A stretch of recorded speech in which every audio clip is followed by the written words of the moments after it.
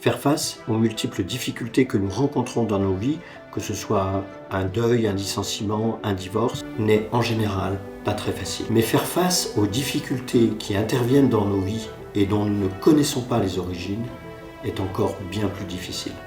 Dans ce nouvel épisode de la série Les livres de la résilience, je voudrais vous présenter un livre important pour moi qui s'appelle « Cette douleur n'est pas la mienne » de Marc Voline.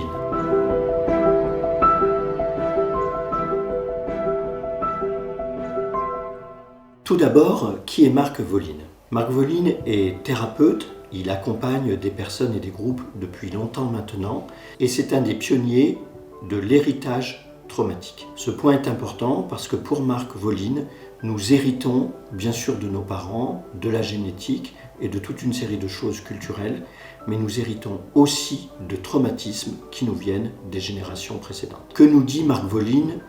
Dans ce livre, il nous dit simplement que pour des questions physiologiques de transmission de l'information, nous sommes susceptibles à certains moments d'avoir dans nos vies les conséquences de traumatismes que nous n'avons pas vécus, qui ne nous appartiennent pas et qui viennent de générations antérieures ou même de collatéraux que nous n'avons pas connus et dont nous avons à peine entendu parler. La thèse principale de Marc Voline, c'est celle-là.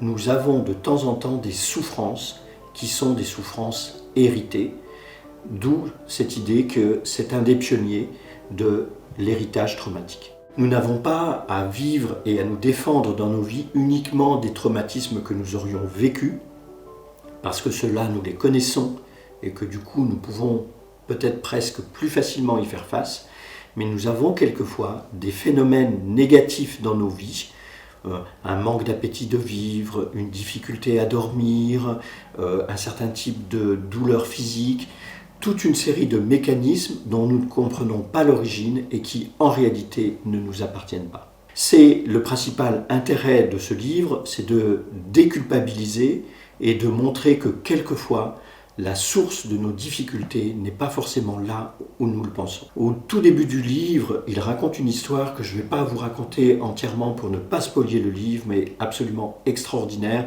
où un jeune homme va très mal, sans le savoir. Il a pris la souffrance d'un homme qu'il connaît à peine et qui a eu une mort tragique. Ces symptômes correspondent à ce qu'a vécu cet oncle. À partir du moment où ce travail se fait avec Marc Voline, ce jeune homme, petit à petit, en quelques mois, va aller beaucoup mieux et va pouvoir retrouver un équilibre dans sa vie. Et c'est là que ce livre est particulièrement intéressant et c'est aussi pour ça que je voulais vous le présenter dans les livres de la résilience. C'est que vous pouvez trouver un certain nombre d'ouvrages qui parlent des phénomènes intergénérationnels et des conséquences quelquefois de secrets de famille, de traumatismes de génération en génération. La particularité de ce livre, c'est qu'il va un cran plus loin sur un point, parce qu'il fait le lien entre le traumatisme vécu quelque part dans les générations et le langage intérieur. C'est vraiment un livre passionnant sous cet aspect-là, parce que de chapitre en chapitre, Marc Voline va nous conduire, nous mener par la main, nous proposer des exercices extrêmement concrets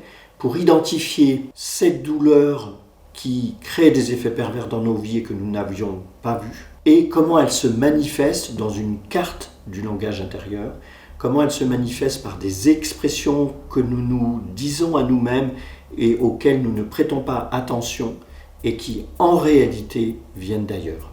Je voudrais vous lire un extrait du livre qui, de mon point de vue, synthétise complètement ce que vous pouvez en retirer. De nombreux ouvrages de développement personnel nous promettent la réussite financière et la plénitude si nous suivons pas à pas le projet recommandé par l'auteur.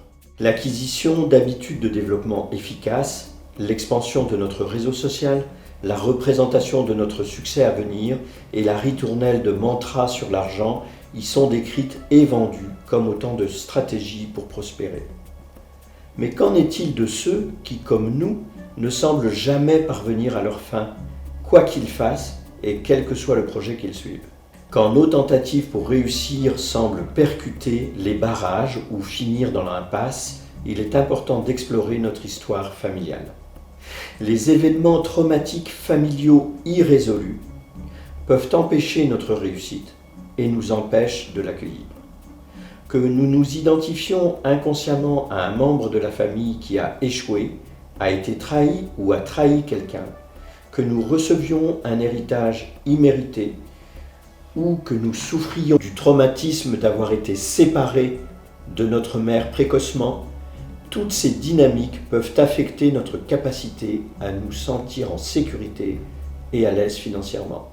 À la fin de ce chapitre, vous trouverez une liste de questions qui peuvent vous aider à discerner s'il existe, en travers de votre chemin, un traumatisme fondamental issu de votre histoire familiale. Vous apprendrez également comment extraire le langage intérieur à partir de vos propres peurs de l'échec et de la réussite, et comment retrouver votre chemin. Vous le voyez à la lecture de cet extrait, Marc Voline nous exprime combien, dans nos vies, la dynamique de l'échec ou la dynamique du succès n'est pas uniquement liée à notre bonne volonté et à nos actions, mais elle peut venir heurter des traumatismes anciens, transgénérationnels, dont nous n'avons même pas l'idée. Il nous amène à voir comment ces traumatismes vont prendre une forme dans notre langage intérieur et comment, grâce à ces exercices, vous allez pouvoir retrouver ce langage intérieur, retrouver le traumatisme fondamental et retrouver de la liberté.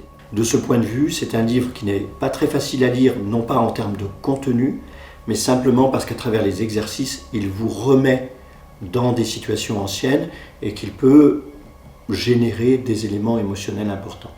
Mais il y a un vrai bénéfice à faire ce travail. Et après avoir fait tout le travail d'identification, de compréhension, la troisième partie de l'ouvrage s'appelle le renouement, c'est-à-dire qu'il nous propose toute une série de processus, d'outils pour pouvoir remettre en place une dynamique du succès, par-delà les souffrances, faire la paix avec les traumatismes anciens et réouvrir une dynamique qui soit votre dynamique propre et pas celle qui a été contaminée par un ailleurs autrefois avec quelqu'un d'autre qui ne vous appartient en réalité pas du tout. J'espère qu'en vous présentant ce livre, je vais vous donner envie de le lire.